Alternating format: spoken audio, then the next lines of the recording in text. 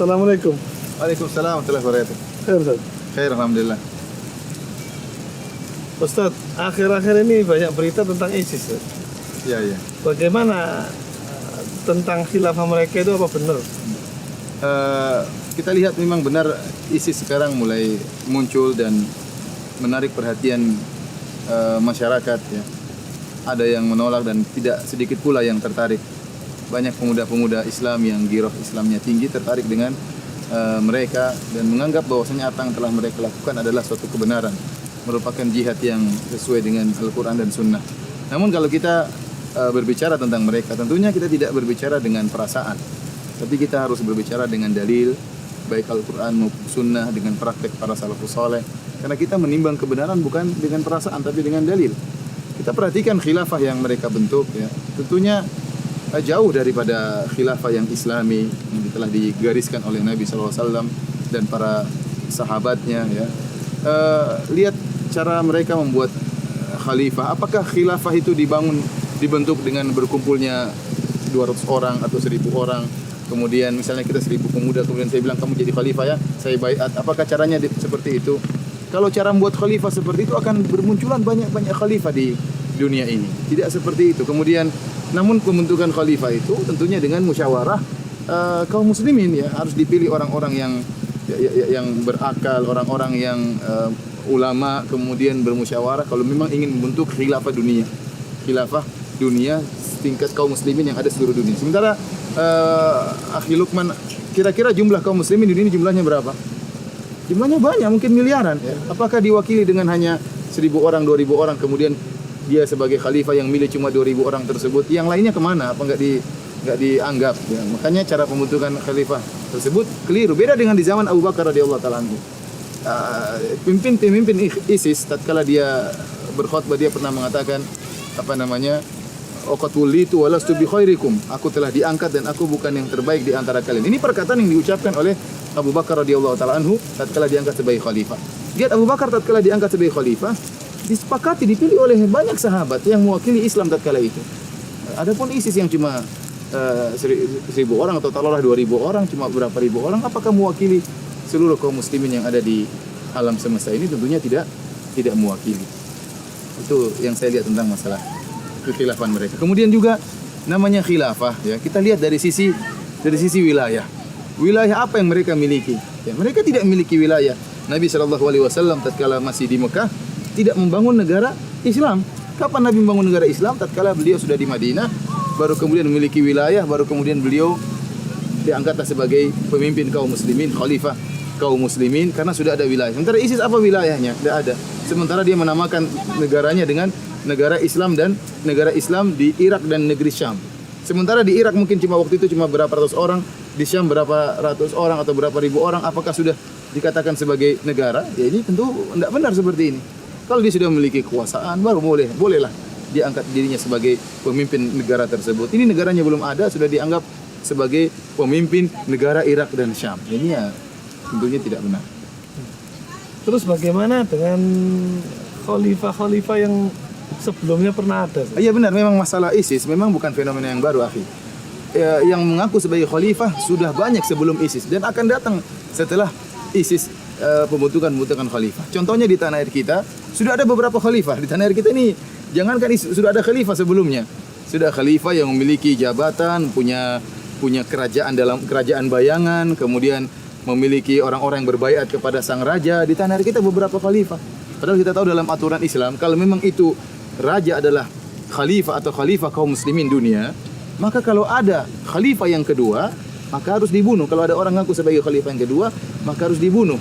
Kata Nabi SAW, fa in ja'a akhar fadribu unuqal akhar, ya.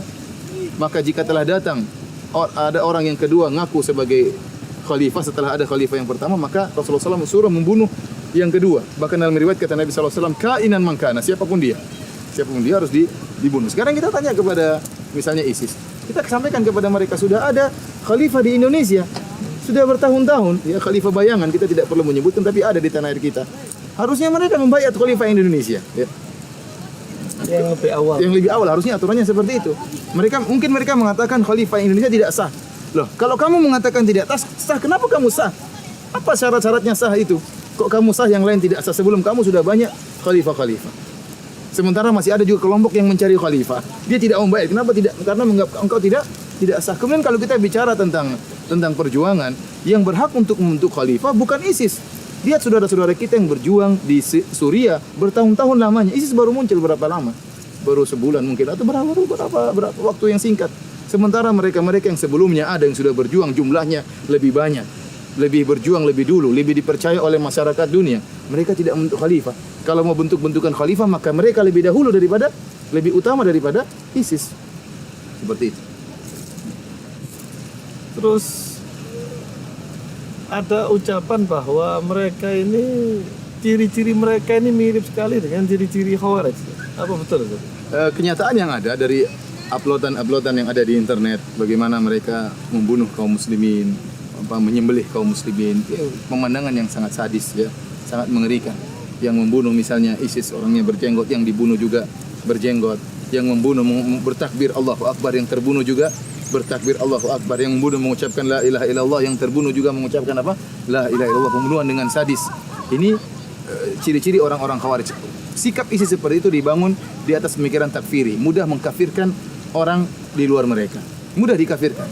Orang-orang yang tidak setuju dengan mereka dikafirkan, orang-orang yang tidak berbaiat kepada mereka dikafirkan. Padahal dalam aturannya, taruhlah kita bilang, taruhlah ISIS itu adalah kelompok yang sah, khalifah yang sah. Maka tidak mesti kalau ada orang menolak baiat lantas menjadi kafir, tidak ada dalilnya.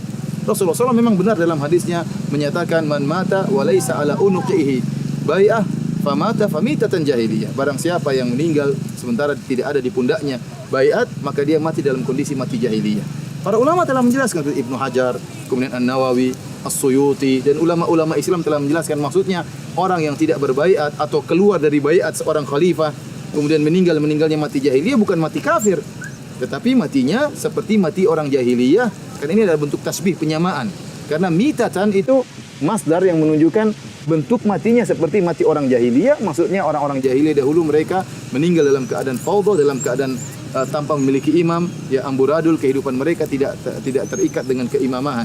Jadi bukan berarti orang yang meninggal dalam keadaan tidak baiat kemudian apa? Kafir. Sementara kita lihat ini dipraktikkan di tanah air kita. Ada kelompok yang memiliki imam, memiliki istilahnya raja bayangan. Kalau ada yang keluar dari kelompok mereka dikatakan kafir, dikatakan murtad. Kenapa? Meninggal atau tidak punya baiat, tidak punya imam, maka dikafirkan. Itulah sama sekarang diperhatikan oleh ISIS, sehingga mereka mudah mengkafirkan para mujahidin yang orang-orang yang berjuang di negeri Syam, ya, karena tidak setuju dengan mereka, tidak membaiat imam mereka, maka kemudian dikafirkan dengan mudahnya, kemudian disembelih dengan mudahnya. Ya akhi, kalau yang disembelih misalnya pezina saja kita tidak terima. Orang zina ya, caranya bukan dengan disembelih. Apalagi yang disembelih adalah orang yang multazim, yang berjihad di jalan Allah Subhanahu wa taala, yang berjuang untuk membela agama Islam, kemudian disembelih dengan begitu mudahnya. Allah Subhanahu wa taala, Rasulullah sallallahu alaihi wasallam bersabda, "La zawalu dunya ahwanu indallah min qatli rajul muslim." Hilangnya dunia ini dengan seisinya lebih ringan di sisi Allah Subhanahu wa taala daripada terbunuhnya seorang muslim. Bagaimana jika muslim tersebut adalah orang yang berjihad di jalan Allah Subhanahu wa taala? Bagaimana muslim tersebut adalah orang yang senantiasa berzikir kepada Allah Subhanahu wa taala, kemudian disembelih, kemudian dibanggakan, diupload di internet. Maka ini tidak dilakukan kecuali orang-orang yang memiliki pemahaman takfiri yang luar biasa, kebablasan. Sehingga kita dapati, ya akhi, sampai orang sebagian syekh-syekh yang selalu memiliki pemikiran takfir, ada sebagian syekh-syekh yang mudah mengkafirkan, seperti mengkafirkan pemerintah Saudi, mengkafirkan raja-raja Saudi, bahkan berani mengkafirkan para ulama Saudi. Syekh-syekh yang suka mengkafirkan ini saja tidak setuju dengan mereka. Kenapa? Karena mereka, cara pentakfiran mereka terlalu parah, kebablasan, berlebihan. Saya tidak pernah selama saya berdakwah tidak pernah menemukan model pengkafiran seperti dilakukan oleh ISIS. Luar biasa, mudah sekali mengkafirkan para pejuang. Misalnya orang-orang yang sedang berjuang di Palestina, Hamas ya, dikafirkan. Kemudian yang berjuang di Suriah kemudian apa? Dikafirkan. Sampai sebagian orang-orang yang memiliki pemikiran takfir pun dikafirkan oleh mereka. Ini saja sudah mengkafirkan, masih dikafirkan juga oleh mereka. Maka pemikiran takfiri mereka benar-benar berlebihan. Yang aneh, kalau mereka benar-benar adalah mujahidin yang sejati, hendaknya mereka berperang dengan orang-orang kafir yang sesungguhnya. Ya, silakan berperang misalnya melawan Bashar Assad di Suriah sampai di titik darah penghabisan, itulah jihad yang sejati. Atau mereka berperang melawan orang-orang Yahudi sampai titik darah penghabisan, itulah jihad yang sejati. Tetapi sebaliknya, sebagian dalam hadis disebutkan ciri-ciri Khawarij, yaqtuluna ahlal Islam wa yada'una ahlal authan. Di antara ciri-ciri Khawarij, Rasulullah SAW sebutkan, mereka memerangi dan membunuh orang-orang Islam dan mereka membiarkan para penyembah berhala. Ini yang kita lihat, yang kita sedihkan. Mereka kemudian memerangi, membunuh kaum muslimin, ya. Mereka mengatakan orang-orang yang murtad yang lebih dahulu untuk dibunuh. Ini menunjukkan pengkafiran mereka yang luar biasa. Dianggap orang-orang di luar mereka murtad untuk berhak untuk apa? Dibunuh. Ya, sementara mereka meninggalkan orang-orang Yahudi tidak diperangi dan yang lainnya. Kemudian di antara yang disebutkan oleh sebagian para asatidzah yang mereka terjun langsung ke Suriah, ke Irak, dan mereka menyebutkan bahwasanya ISIS tatkala mengupload perbuatan mereka mengesankan bahwasanya mereka yang telah berjasa selama ini dalam peperangan, ya, sehingga terlalaikanlah jasa-jasa para pejuang sebelumnya. Sekarang kita katakan mereka datang muncul baru beberapa bulan, mungkin sebulan atau 2 bulan paling lama, sementara para pejuang yang ada di Suriah sudah bertahun-tahun lamanya, ya. Apakah mereka tidak dianggap? Demikian juga di Irak, para pejuang sudah banyak sebelumnya. Jumlah ISIS cuma sedikit, namun seakan-akan yang tampil di publik seakan-akan mereka yang berjasa, seakan-akan mereka yang berjuang. Ini adalah pendustaan terhadap publik, pendustaan terhadap masyarakat. Apa sebab mereka ini begitu sadis tuh? Iya, memang sebenarnya kesadisan mereka itu dibangun di atas pemikiran. Pertama tadi telah kita jelaskan karena pemikiran takfir mereka yang berlebih-lebihan. Yang saya katakan, saya tidak pernah melihat pentakfiran seperti model yang dilakukan oleh ISIS sekarang. Sudah ada model orang-orang yang suka mengkafirkan sebelumnya, namun tidak sesadis takfiri ISIS yang begitu mudah mengkafirkan, yang tidak setuju dikafirkan, yang tidak berbaiat dikafirkan, yang tidak berpendapat dengan mereka dikafirkan. Ini pengkafiran yang sangat mengerikan. Kemudian di antara syubhat atau kerancuan pemikiran yang ada di benak mereka, yaitu mereka menganggap bahwasanya kondisi kaum muslimin cuma satu, yaitu kondisi perang terus. Yang kedua, mereka menganggap bahwasanya orang kafir harus diperangi terus. Ini dua pemahaman yang keliru. Kondisi kaum muslimin tidak selalu dalam kondisi perang. Kita lihat bagaimana Nabi SAW tatkala masih di Mekah, beliau tidak berperang. Tatkala Bilal disiksa, tatkala keluarga Ammar bin Yasir dibunuh, Nabi SAW bahkan tidak bisa membantu mereka. Bahkan Nabi hanya mengatakan, sabran ala Yasir, fa inna mau'idukumul jannah. Wahai sabarlah keluarga Yasir, sungguhnya Allah menjanjikan surga bagi kalian. Tatkala Nabi SAW sudah pergi ke Madinah, di awal juga tidak terjadi peperangan. Di awal perjanjian damai dengan orang-orang Yahudi, bahkan tinggal dalam satu negara, ada perjanjian yang mereka lakukan. Demikian juga Nabi SAW tatkala pernah melakukan perjanjian damai, perjanjian Hudaybiyah dengan orang musyrikin. Ya, oleh karenanya harus melihat situasi dan kondisi. Tidak selalu kondisi harus perang terus. Ya, lihat kondisi kaum muslimin dan lihat kondisi bagaimana kekuatan kaum muslimin. Oleh karenanya menganggap kondisi harus selalu perang terus, ini adalah pemahaman yang keliru. Demikian juga memahami bahwasanya orang kafir semuanya harus dibunuh. Ini juga di antara kerancuan pemikiran yang dialami oleh mereka. Para ulama telah menjelaskan bahwasanya orang kafir ada beberapa macam. Di antaranya kafir muahad. Kafir muahad ini adalah orang kafir yang berperang dengan kita, ya. Namun ada perjanjian damai. Sebenarnya berperang, tapi ada perjanjian gencatan senjata, maka tidak boleh dibunuh.